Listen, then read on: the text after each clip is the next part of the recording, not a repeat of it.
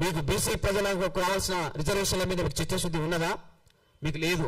ఎందుకంటే మీరు బీసీల 42% రిజర్వేషన్ల ఉద్యమానికి మీ మద్దతు లేదు, మీ ప్రకటన లేదు, మీరు ఎప్పుడు ప్రెస్ మీట్ పెట్టలేదు. ఆ బీసీ ప్రజలతో కలిసి ఏనాడు మీరు ఉద్యమంలో కూడా పాల్గొనలేదు. అట్లాంటి మీకు బీసీల మీద ముసలి కన్నీరు గార్చే అర్హత లేదు, బీసీ రిజర్వేషన్ల గురించి మాట్లాడే అర్హత లేదు. కానీ మా అధినేత మందకృష్ణ మాధవ్ గారు బీసీ సమాజంతో నిరంతరం పోరాటంలో ఉన్నాడు, బీసీ సమాజంతో నిరంతరం కలిసి పనిచేస్తున్నాడు. బీసీలకు రావాల్సిన రిజర్వేషన్లు 42% ఉంటే వాటిని సాధించడం కోసం బీసీ సంఘాల నాయకులతో కలిసి పనిచేస్తున్నాడు. మా పోరాటాలు యూట్యూబ్లో ఉన్నాయి చూడండి, మా పోరాటాలు పత్రికల్లో ఉన్నాయి చూడండి. మా నాయకుడు నిరంతరం బీసీలతో కలిసి చేసిన ఉద్యమాలు ఇప్పటికీ రికార్డ్ అయి ఉన్నాయి చూడండి. బీసీ సమాజం పట్ల చిత్తశుద్ధి ఉన్న దళిత సమాజానికే తప్ప బ్రాహ్మణ సమాజానికి కాదని సందర్భంగా మేము గుర్తు చేస్తున్నాం. బీసీలకు రిజర్వేషన్లు ఇవ్వడానికి బద్ద వ్యతిరేకులు ఎవరైనా ఉన్నారంటే కేవలం బ్రాహ్మణులు అనే విషయం చరిత్ర మొత్తం చెప్పుకుంటా వచ్చింది, ఇప్పటికి కూడా అది రుజువు అవుకుంటా వచ్చింది. మీరెన్నడూ వాళ్ళ రిజర్వేషన్లకు మద్దతుగా లేరు, వాళ్ళ పోరాటాల్లో మీ భాగస్వామ్యం లేరు. వాళ్ళతో కలిసి మీరు పోరాటాలు నిర్వహించే చరిత్ర, వాళ్ళతో కలిసి మీరు వేదికలు పంచుకునే చరిత్ర కూడా ఎక్కడా కనబడ్డ చరిత్ర లేదు. అట్లాంటి మీకు బీసీల గురించి మాట్లాడే నైతిక అర్హత లేదని ఈ సందర్భంగా మేము గుర్తు చేస్తున్నాం. మీరు రిజర్వేషన్ల వ్యతిరేకులు. మీరు మొన్న ప్రెస్ మీట్లో రిజర్వేషన్లు రద్దు చేయాలని మాట్లాడారు, నిన్న ప్రెస్ మీట్లో బీసీలకు 42% రిజర్వేషన్లు రావాలని మాట్లాడారు. నిర్దిష్టమైన స్టాండ్ మీద నిలబడడం మీకే సాధ్యం కావట్లేదు. పూటకు ఒక మాట మారుస్తున్నారు, రోజుకు ఒక వైఖరి తీసుకుంటున్నారు. రిజర్వేషన్ల రద్దుకు అనుకూలమైతే అనుకూలమని డైరెక్ట్ మాట్లాడండి, వ్యతిరేకమైతే వ్యతిరేకమని డైరెక్ట్ మాట్లాడండి. కానీ పూటకో స్టాండ్ మార్చుకోవద్దని, రోజుకొక మాట మాట్లాడొద్దని, వారానికో విధానాన్ని బయట పెట్టొద్దని ఈ సందర్భంగా మేము బ్రాహ్మణ సమాజ పెద్దలకు సూటిగా స్పష్టంగా గుర్తు చేస్తున్నాం. రిజర్వేషన్ల రద్దుకు మీరు కుట్రలు చేస్తున్నారు, అందుకే రిజర్వేషన్లు ఎత్తేయాలని మీరు మాట్లాడిన సందర్భాలు ఉన్నాయి. నేను ఈ సందర్భంగా మీరు 2 సార్లు ప్రెస్ మీట్ పెట్టి మందకృష్ణ మాధవ్ గారి మీద విమర్శ చేసింది కదా. మందకృష్ణ మాధవ్ చేసిన ప్రధాన డిమాండ్ కుల వ్యవస్థ రద్దు చేయాలని ఉంది కదా. ఆ కుల వ్యవస్థ రద్దు మీద మీ వైఖరి ఇప్పటిదాకా ఎందుకు చెప్తలేరు? కుల వ్యవస్థను రద్దు చేయాలని మందకృష్ణ మాధవ్ గారు డిమాండ్ చేస్తే ఆ డిమాండ్ను మీద మీరు ఎందుకు మౌనంగా ఉన్నారు? మీరు ఎందుకు నోరు మెలుపుతలేరు? దాని మీద మీ నిర్దిష్టమైన నిర్ణయం ఎందుకు ప్రకటిస్తలేరు? అంటే మీరు కుల వ్యవస్థ కొనసాగాలని కోరుకుంటున్నారు, రిజర్వేషన్లు రద్దు కావాలని కోరుకుంటున్నారు. మీకు కావాల్సింది ఏంటి? కుల వ్యవస్థ కొనసాగాలి, రిజర్వేషన్లు ఏమో రద్దు కావాలి.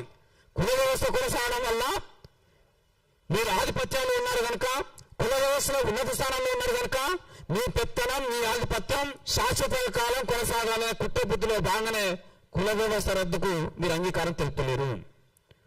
కానీ రిజర్వేషన్ రద్దు చేయాలని మీరు మాట్లాడుతున్నారు. రిజర్వేషన్ రద్దు చేయాలని ఎందుకు మాట్లాడుతున్నారు?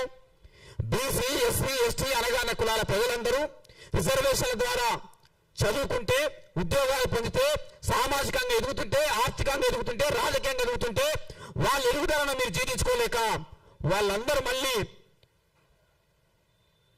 పొందుతున్న గౌరవప్రదమైన స్థానం నుండి హీనమైన స్థాయికి దిగజారి కిందకు రావాలని, మళ్ళీ మీ చెట్టులో నలిగిపోవాలనే ఉద్దేశంతో మీరు రిజర్వేషన్లు రద్దు చేయాలని కోరుతున్నారు, కుల వ్యవస్థను కొనసాగించాలని కోరుకుంటున్నారు.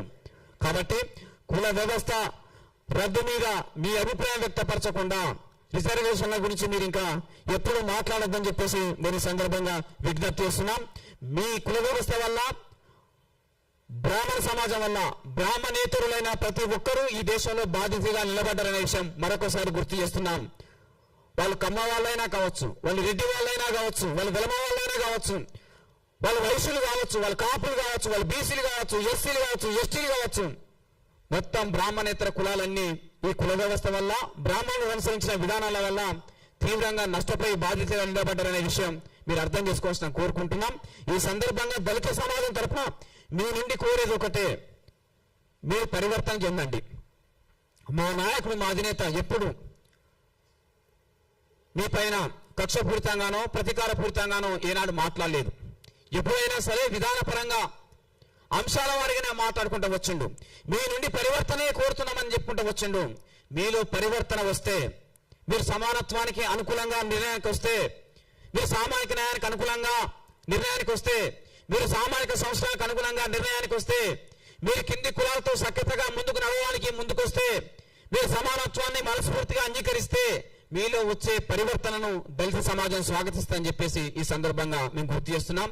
కానీ కుల సమానతలు పెరగాలి, కులపైన అంటరానితనం కొనసాగాలి, కుల జాడ్యం ఇంకా పెంచి పోషించాలి, సమానత్వం రావద్దు, మనుషుల మధ్య వైషమ్యాలు పెరగాలి, కులాల మధ్య వైషమ్యాలు పెరగాలని మీరు కోరుకుంటే మీ ఆలోచనలు సమాజం ఎట్టి పరిస్థితుల్లో హర్షించదు. సమాజంలో మీరే ఒంటరితరనే విషయం ఈ సందర్భంగా సూటిగా సూచిస్తూ ఇకనైనా మీలో పరివర్తన వస్తుందని చెప్పేసి మనస్ఫూర్తిగా మేము ఆశిస్తున్నాం. ఆ విధంగా భవిష్యత్తులో మీ నిర్ణయాలు తీసుకోవాలని చెప్పేసి ఈ సందర్భంగా మేము కోరుకుంటూ, ఇక చివరిగా వాళ్ళ స్థాయి తగ్గ మాటలు మాట్లాడతలేరు.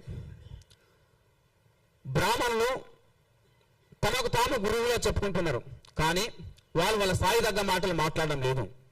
దయచేసి మీ స్థాయి తగ్గ విమర్శలు చేయండి, మీ స్థాయి తగ్గ మాటలు మాట్లాడాలని నేను ఈ సందర్భంగా గుర్తు చేస్తున్నాం. మందకృష్ణ మాధవ్ గారు ఫేమ్ కోసం బ్రాహ్మణుల గురించి మాట్లాడుతున్నారని నిన్న మాట్లాడుతున్నారు. మందకృష్ణ మాధవ్ గారికి చరిత్రలో రావాల్సినంత పేరు వచ్చింది, కొత్తగా ఆయనకు ఫేమ్ అవసరం లేదని మళ్ళీ మీరే మాట్లాడుతున్నారు. ఫేమ్ కోసం ఆరాటపడుతున్నారని చెప్తున్నది మీరే, చరిత్రలో ఆయన ప్రత్యేక స్థానం ఉందని చెప్పి ప్రశంసిస్తున్నది మీరే.